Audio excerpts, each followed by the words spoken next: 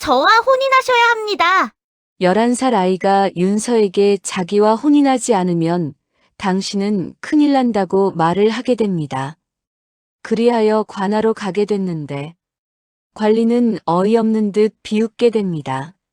마을의 한 집 대문에서만 찍힌 손자국의 흔적. 그리고 11살 아이는 갈수록 수상함을 보이는데 대체 이들 사이에는 무슨 일이 있었던 걸까요? 인생 야담에 오신 걸 환영합니다.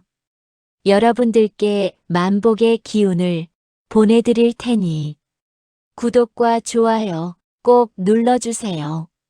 그럼 이야기 시작합니다. 옛 조선 영조 때입니다. 서해 바다 끝에 작은 마을이 하나 있었습니다. 해골포라고 불렸죠. 밤만 되면 이상한 소리가 났습니다. 파도 소리보다 더 낮게 사람 신음 같기도 하고 바람 소리 같기도 했습니다. 마을 사람들은 말했습니다. 바다 귀신이 우는 거라고. 밤엔 아무도 밖에 나가지 않았어요. 그날 아침 윤서라는 여인이 대문을 열었습니다. 그만 비명이 터졌죠. 문짝 한가운데요. 붉은 먹으로 찍힌 손바닥 자국. 또렷하게 남아 있었습니다. 손가락 하나하나까지 선명했습니다. 장난이 아니었어요. 영감 최치룡이 보낸 경고였습니다. 오늘 안에 답을 내놔라. 그렇지 않으면 밤은 없다. 그런 뜻이었어요. 윤서는 손을 떨었습니다. 물로 닦아냈지만 붉은 기운은 지워지지 않았습니다. 윤서는 무관의 딸이었습니다. 제법 이름 있는 집안이었죠. 하지만 아버지가 역적으로 몰렸어요. 집안은 몰락했습니다. 남편은 병역에 끌려갔어요. 소식이 끊긴 지 벌써 3년. 살았는지 죽었는지 알 수 없었습니다. 법으로는 과부도 아니고 유부녀도 아니었어요. 애매한 처지였습니다. 그 틈을 노린 자가 있었습니다. 영감 최치룡. 내 남편은 죽었을 거야. 내 첩이 되라. 먹고 사는 건 걱정 없어. 처음엔 달콤하게 말했습니다. 윤서가 거절하자 태도가 싹 바뀌었어요. 밤마다 사람을 보냈습니다. 문을 두드리게 했죠. 염전 일도 못하게 막았습니다. 품삯을 끊어버렸어요. 윤서는 버텼습니다. 하루하루 근근히요. 하지만 그날은 마지막 쌀마저 떨어진 날이었어요. 아궁이엔 불씨도 없었습니다. 벽에 걸린 어머니 비녀. 그것만이 마지막 재산이었습니다. 해가 기울 무렵 윤서는 소금 한 줌을 챙겼어요. 보자기에 싸서요. 포구 장터로 나갔죠. 이거라도 팔아야 했습니다. 오늘 저녁을 먹으려면요. 장터는 북적였습니다. 생선 파는 소리, 나무 파는 소리, 온갖 소리가 뒤섞였어요. 그때 한쪽에서 고함이 터졌습니다. 이놈이 감히 영감 나리배를 가로막았어? 윤서가 고개를 돌렸습니다. 사내 하나가 몽둥이를 휘둘렀죠. 그 아래에 11살쯤 된 아이가 웅크려 있었습니다. 아이 등에는 조개 껍질이 박혔어요. 피가 흘렀죠. 사람들은 그냥 지나쳤습니다. 영감 사람이 때리는데 누가 말려요. 윤서도 지나가려 했습니다. 자기 목숨도 위태로운데 남 걱정할 여유가 없었으니까요. 그런데 이상한 일이 벌어졌습니다. 몽둥이가 다시 내려치려는 순간 아이 시선이 포구 쪽으로 갔어요. 거기엔 영감 배가 묶여 있었습니다. 아이가 낮게 중얼거렸어요. 오늘 밤 저 배는 못 떠나요. 윤서는 걸음을 멈췄습니다. 목소리가 이상했거든요. 아이 목소리가 아니었습니다. 너무 차분했어요. 너무 확신에 차 있었습니다. 마치 미래를 이미 본 사람 같았어요. 윤서는 아이를 봤습니다. 울지도 않았어요. 빌지도 않았습니다. 그냥 담담하게요. 자기 운명을 받아들인 표정. 그렇게 몽둥이를 맞고 있었습니다.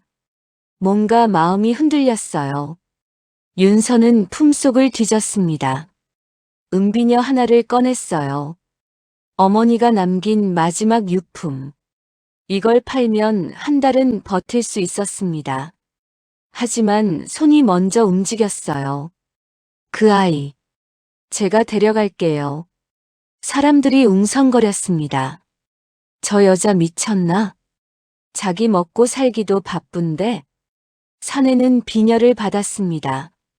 비웃으며요. 줬소. 어차피 죽을 놈인데 가져가시오. 윤서는 아이 손을 잡았습니다. 손이 차가웠어요. 하지만 떨리지는 않았습니다. 윤서 집은 마을 끝에 있습니다. 지붕은 군데군데 샜어요. 벽은 바람이 스며들었습니다. 윤서는 아이를 안으로 데려갔어요. 등을 씻겨줬죠. 조개 껍질을 하나씩 뺄 때마다 아이는 눈 하나 깜짝 안 했어요. 아프지 않니? 괜찮아요. 윤서는 마지막 남은 쌀로 죽을 끓였어요. 한 그릇을 아이 앞에 놓았죠. 먹어라. 아이는 숟가락을 들었어요. 한 숟가락 뜨고 나서 멈췄습니다. 그리고 윤서를 똑바로 봤어요. 오늘 밤 저와 혼인하셔야 해요. 윤서는 웃음이 터졌습니다. 뭐라고? 혼인이요. 저와 혼인하지 않으면 내일 해질 무렵에요. 영감 배가 이 집 앞에 닿을 거예요. 웃음이 싹 가셨습니다. 윤서 손이 떨렸어요. 해질 무렵. 그 시각은 영감이 첩을 배에 싣던 정확한 시간. 마을 사람들이 다 아는 사실이었죠. 이 아이가 어떻게 알았을까요? 넌 대체 누구냐? 아이는 죽을 한 숟가락 더 떴어요. 사람 이름은 중요하지 않아요. 다만 혼인만이 살 길이에요. 말도 안 돼. 내일 밤 영감 배가 뒤집혀요. 3명이 물에 빠지고 그중 1명은 영감 조카예요. 윤서는 숨이 막혔어요. 아이 눈빛이 너무 진지했거든요. 거짓말하는 눈이 아니었습니다. 왜 나와 혼인을 해야 하는데? 법으로 부인이 되면 영감이 손댈 수 없어요. 그리고 저는 이 집이 필요해요. 무슨 소리야? 아이는 대답하지 않았어요. 죽을 다 먹고 그릇을 내려놓았죠. 밤이 깊어갔어요. 윤서는 잠을 이룰 수 없었어요. 아이는 마루에서 조용히 눈을 감았습니다. 새벽녘. 윤서는 결심했습니다. 어차피 내일 죽을 목숨. 아이 말대로 해보자. 동이 트자마자 윤서는 아이를 데리고 관아로 향했습니다. 새벽 안개가 자욱했어요. 마을 사람들은 아직 안 깼습니다. 관아 문지기가 눈을 비볐어요. 이른 아침에 무슨 일이요? 혼인 신고요. 문지기가 둘을 번갈아 봤습니다. 피식 웃었죠. 혼인? 이 꼬마하고. 그래요. 안으로 들어가니 서리 하나가 졸고 있었어요. 윤서가 탁자를 두드렸죠. 그제야 눈을 떴습니다. 혼인서 써주세요. 서리는 하품하며 붓을 들었어요. 신랑 이름. 아이가 또박또박 말했습니다. 도윤. 나이는 11살. 서리 손이 멈췄어요. 뭐? 11살? 네. 서리는 배를 잡고 웃었어요. 이거 참. 세상에 이런 일도 있네요. 신방에서 자장가나 불러줄까요? 윤서는 참았습니다. 입술을 깨물며요. 도윤은 표정 하나 안 변했습니다. 서리는 웃으면서도 혼인서를 썼어요. 법에 나이 제한은 없었거든요. 관인을 찍을 때도 피식피식 웃었습니다. 마지막에 한마디 던졌죠. 무효 소송 들어오면 어쩔 거요? 도윤이 처음 입을 열었습니다. 무효가 되려면 혼인 당사자 중 한 명이 죽거나 왕명이 있어야 해요. 둘 다 해당 없습니다. 서리가 웃음을 멈췄습니다. 11살 아이 입에서 나올 말이 아니었거든요. 관인이 찍혔어요. 혼인은 유효했습니다. 집으로 돌아오는 길, 윤서가 물었어요. 넌 정말 누구냐? 도윤은 고개를 들어 하늘을 봤습니다. 곧 아실 거예요. 소식은 빠르게 퍼졌습니다. 해가 중천에 뜰 무렵 마을 전체가 떠들썩했습니다. 윤서가 미쳤대. 11살 아이랑 혼인했다지 뭐야. 영감 최치룡이 소식을 들은 건 점심때. 밥상을 엎어버렸죠. 뭐? 혼인을 했어? 하인이 떨며 대답했습니다. 예나리. 관아에 신고까지 마쳤대요. 최치룡은 이를 갈았습니다. 소나기에서 벗어난 게 참을 수 없었거든요. 당장 관아 가서 무효 소송 걸어. 11살 아이와 혼인? 국법 모독이야. 그날 오후 관아는 난리가 났습니다. 영감이 직접 찾아와 고함쳤거든요. 이런 혼인을 인정할 수 있어? 법을 우롱하는 짓이오. 원님은 난처했습니다. 영감은 이 지역에서 힘이 센 사람이었거든요. 법으론 문제가 없는데요. 문제가 없다고. 11살 아이가 혼인을 해요? 원님은 혼인서를 다시 봤습니다. 관인은 정확히 찍혀 있었고 법으로 하자가 없었습니다. 영감. 법은 법이요. 나이 제한이 없는 이상 이 혼인은 유효하오. 최치룡은 주먹으로 탁자를 쳤습니다. 좋아. 내가 직접 처리하지.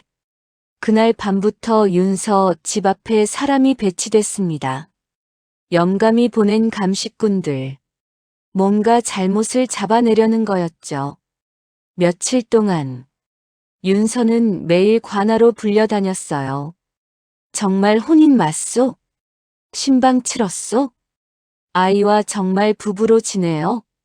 같은 질문이 반복됐습니다. 윤서는 지쳐갔습니다. 그때마다 도윤은 말없이 뒤에 섰어요. 마치 모든 결말을 이미 안다는 얼굴로요. 첫날 밤, 촛불도 켜지 않았어요. 달빛만 방 안을 비쳤습니다. 도윤은 문 밖에 숟가락을 걸어뒀어요. 일부러 목소리를 낮춰서 말했습니다. 부인, 오늘은 피곤하니 불 끄세요. 밖에서 기척이 들렸습니다. 영감이 보낸 사람들이 엿듣고 있었던 거죠. 윤서는 가만히 앉아 있었어요. 도윤은 벽 쪽으로 가서 등을 댔고요. 한참 후, 밖에서 발소리가 멀어졌습니다. 그제야 도윤이 입을 열었어요. 이제 괜찮아요. 대체 무슨 짓이야? 살아남는 거예요. 저도요. 부인도요. 윤서는 한숨을 쉬었어요. 내일 밤 배가 뒤집힌다고 했지? 그래요. 정말 그런 일이 일어날까? 도윤은 대답 대신 마당으로 나갔어요. 달빛 아래서 모래를 파기 시작했습니다. 뭐 하는 거야? 이 집은 바다 기운과 땅 기운이 엉킨 자리예요. 도윤은 모래 속에서 뭔가를 꺼냈습니다. 낡은 쇠붙이였죠. 영감 배가 자주 뒤집히는 이유도 여기 있어요. 이 집 터가 바닷길 기운을 끌어당기거든요. 윤서는 섬뜩했습니다. 이 아이가 보통이 아니라는 걸 다시 한번 느꼈거든요. 다음 날 저녁, 포구에서 비명 소리가 났어요. 윤서가 뛰어나갔을 때 사람들이 난리를 치고 있었습니다. 배가 뒤집혔어. 사람이 물에 빠졌어. 정말로 영감 배 하나가 뒤집혀 있었습니다. 3명이 물에 빠졌고 그중 1명은 영감 조카였습니다. 다행히 목숨은 건졌지만 영감 얼굴이 새파래졌어요. 사람들이 수군댔습니다. 그 집 아이가 뭔가 안 돼. 귀신이 쓴 거 아냐? 윤서는 집으로 돌아왔습니다. 도윤은 마루에 앉아 달을 보고 있었죠. 어떻게 알았어? 보였으니까요. 뭐가 보였는데? 도윤은 고개를 돌렸어요. 달빛에 비친 얼굴은 11살 아이가 아니었습니다. 앞으로 일어날 일들이 그날 밤부터 윤서는 두려움을 느꼈습니다. 자기가 구한 아이가 아니라 자기를 선택한 누군가라는 걸요. 깨달았거든요. 보름이 지났습니다. 윤서는 도윤을 지켜봤습니다. 낮에는 평범한 아이 같았어요. 마당을 쓸고 물을 길어왔죠. 하지만 밤이 되면 달라졌어요. 창문 너머로 누군가를 기다리는 듯한 눈빛, 바다를 바라봤거든요. 어느 날 밤, 윤서는 잠들지 않고 도윤을 지켜봤습니다. 자정이 넘자 도윤이 조용히 일어났습니다. 문을 열고 밖으로 나갔어요. 윤서도 뒤를 따랐습니다. 발소리를 죽이며 천천히 도윤은 마을 끝 폐엄전 쪽으로 갔습니다. 거기엔 오래된 사당 하나, 아무도 안 찾는 곳이었죠. 사당 문이 열렸어요. 안에서 촛불이 켜져 있었습니다. 윤서는 숨을 죽였어요. 틈새로 들여다봤습니다. 눈이 휘둥그레졌어요. 검은 옷 입은 사내 셋이 도윤 앞에 무릎 꿇고 있었거든요. 대감마마. 때가 무르익었습니다. 대감마마. 윤서는 귀를 의심했어요. 11살 아이를 대감마마라고 부른다고? 도윤이 입을 열었습니다. 문서는 찾았어? 아직이에요. 영감이 어디 숨겼는지. 서두르지 마. 급하면 꼬리 밟혀. 목소리가 완전히 달랐습니다. 아이 목소리가 아니었죠. 침착하고 무게 있고 명령하는 사람 목소리였습니다. 한 사내가 물었어요. 부인은 어찌하실 겁니까? 계속 속이실 거예요? 도윤이 잠시 침묵했습니다. 그 사람은 필요했어. 하지만 언젠간 알 텐데. 안다 해도 이미 늦었어. 윤서는 뒷걸음쳤습니다. 발이 돌부리에 걸렸고 쿵 소리가 났어요. 사당 안이 조용해졌습니다. 도윤이 천천히 밖으로 나왔습니다. 달빛 아래서 윤서와 눈이 마주쳤어요. 다 들으셨군요. 윤서는 숨이 막혔어요. 넌 대체 이제 숨기지 않아도 되겠네요.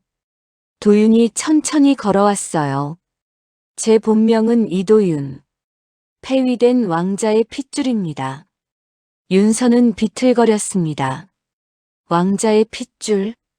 숙종대왕의 서자. 그 아들의 아들이 바로 접니다. 영모로 몰려 일가가 죽임을 당했을 때 저만 겨우 빠져나왔습니다. 도윤 눈빛이 차가워졌습니다. 이 마을에는 그때 영모 문서가 숨어 있습니다. 그 문서만 찾으면 선왕 결정이 틀렸음을 증명할 수 있습니다. 그래서 나를 이용한 거야? 처음엔 그랬습니다. 도윤이 한 걸음 다가왔어요. 영감 눈을 피하려면 이 마을에 발붙일 곳이 필요했거든요. 부인은 완벽한 위장이었죠. 윤서는 주저앉았어요. 자기가 구한 아이가 아니라 자기를 선택한 전략이었다는 게 너무 아팠거든요. 도윤이 쪼그려 앉았어요. 윤서와 눈높이를 맞췄습니다. 하지만 부인, 한 가지는 거짓이 아니었어요. 뭐가? 부인을 지키겠다는 약속이요. 윤서는 고개를 돌렸습니다. 믿을 수가 없었거든요. 영감 최치룡. 그자는 단순한 영감이 아니에요. 도윤이 말을 이었어요. 영모의 핵심 인물이었어요. 선왕 때 우리 일가를 없앤 자들의 끈아풀이죠. 그자가 숨긴 문서엔 당시 영모를 조작한 증거가 담겨 있습니다. 그래서 날 미끼로 쓴 거구나. 도윤은 부정하지 않았어요. 처음엔 그랬어요. 하지만 지금은 그때 사당 안에서 사내 하나가 뛰어나왔어요. 대감마마. 영감이 움직입니다. 뭐? 오늘 밤 배를 띄운답니다. 문서를 옮기려는 것 같습니다. 도윤이 벌떡 일어났어요. 지금 당장? 예. 포구에 이미 사람들이 모였답니다. 윤서도 일어났어요. 그럼 어떻게 할 건데? 도윤이 윤서를 봤어요. 부인은 집에 계세요. 위험해요. 아니. 윤서가 고개를 저었어요. 나도 가. 어차피 이미 엮였잖아. 그리고 윤서는 도윤을 똑바로 봤습니다. 내가 거짓말쟁이인지 아닌지 내 눈으로 확인하고 싶어. 도윤은 잠시 망설이다 고개를 끄덕였어요. 포구는 어둠에 잠겨 있었습니다. 영감 배 한 척이 파도에 흔들렸어요. 사내들이 짐을 실었습니다. 도윤과 사내들, 그리고 윤서는 어둠 속에 숨었어요. 저 상자 속에 문서가 있을 겁니다. 도윤이 속삭였죠. 그때 영감 최치룡이 나타났습니다. 조심해서 실어. 하나라도 물에 빠지면 목이 달아나. 배에 상자가 실렸어요. 영감도 배에 올랐고. 출발해. 배가 서서히 움직였습니다. 도윤이 사내들에게 신호를 보냈어요. 지금이야. 사내들이 뛰어들었습니다. 하지만 영감도 바보가 아니었습니다. 이미 호위 무사들을 배치해뒀거든요. 칼이 번쩍였어요. 달빛에 반사된 칼날. 섬뜩했죠. 역적의 씨를 남겨둘 수 없지. 영감이 소리쳤어요. 이도윤, 내 할아버지가 영모를 꾸몄듯이 너도 같은 길을 가는구나. 도윤이 배 위로 뛰어올랐어요. 영모는 당신네가 꾸민 거요. 선왕을 속이고 무고한 사람들을 죽인 거요. 바로 당신들이었어. 칼이 부딪혔습니다. 도윤은 어린 몸이었지만 검술만큼은 뛰어났어요. 하지만 상대가 너무 많았습니다. 윤서는 가슴이 철렁했어요. 그때 갑자기 바람이 거세졌거든요. 파도가 높아지기 시작했습니다. 폭풍이야. 뱃사람들이 소리쳤습니다. 배가 크게 흔들렸어요. 영감이 비틀거렸습니다. 그 틈에 도윤이 상자를 낚아챘어요. 이걸 놓칠 줄 알았어? 영감이 칼을 휘둘렀습니다. 도윤이 피했지만 상자가 바다로 떨어졌죠. 안 돼. 도윤이 뛰어들려는 순간 윤서가 먼저 물속으로 뛰어들었어요. 부인. 물은 차갑고 거칠었어요. 윤서는 필사적으로 상자를 잡았습니다. 하지만 파도가 세차게 밀어쳤어요. 숨이 막혔어요. 그때 누군가 손을 잡았습니다. 도윤이었어요. 놓지 마세요. 둘은 함께 수면 위로 올라왔어요. 상자를 꼭 붙들고 배 위에 선 영감이 이를 갈았어요. 저놈들을 잡아. 하지만 폭풍은 더 거세졌습니다.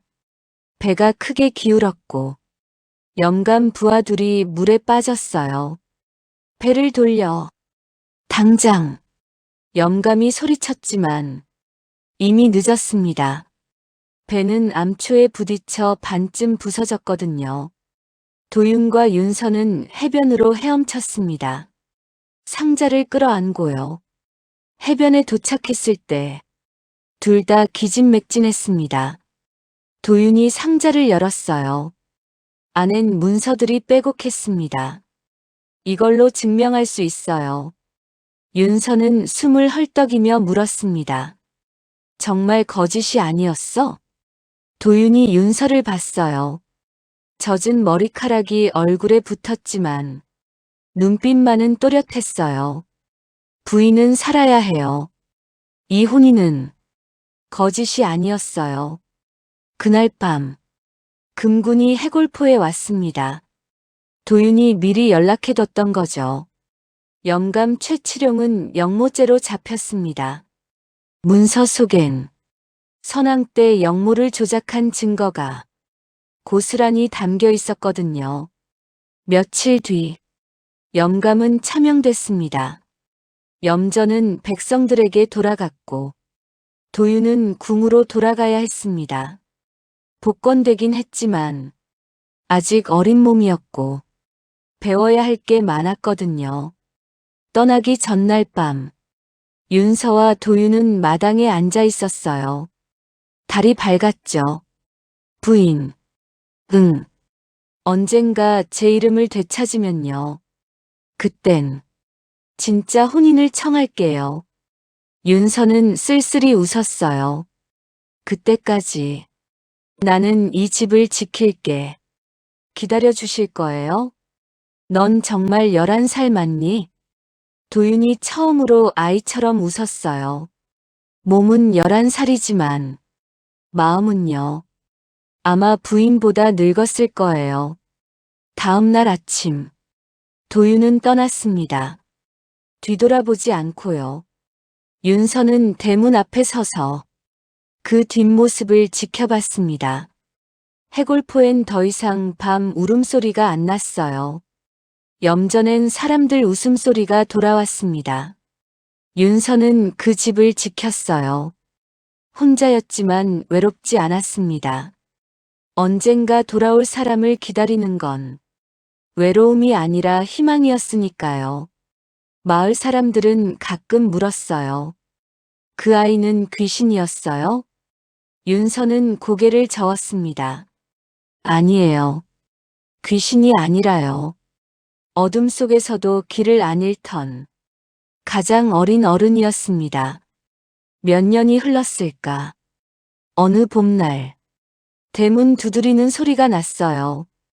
윤서가 문을 열었을 때 청년 하나가 서 있었죠. 키가 훌쩍 자라 있었고 목소리도 굵어졌어요. 하지만 그 눈빛만은 그대로였죠. 부인, 약속을 지키러 왔어요. 윤서는 눈물이 났습니다. 이제야 오셨네요. 청년이 웃었습니다. 진짜 혼인을 이제 청해도 될까요? 윤서는 고개를 끄덕였습니다. 그날 해골포엔 종소리가 울렸어요. 진짜 혼인이 시작된 겁니다. 사람은 나이를 먹어 어른이 되는 게 아닙니다. 누군가를 지키기로 마음먹는 순간 비로소 어른이 되는 법이에요. 이야기 재밌으셨나요? 다음 편에도 더 좋은 영상 올릴 수 있도록 구독과 좋아요 눌러주세요.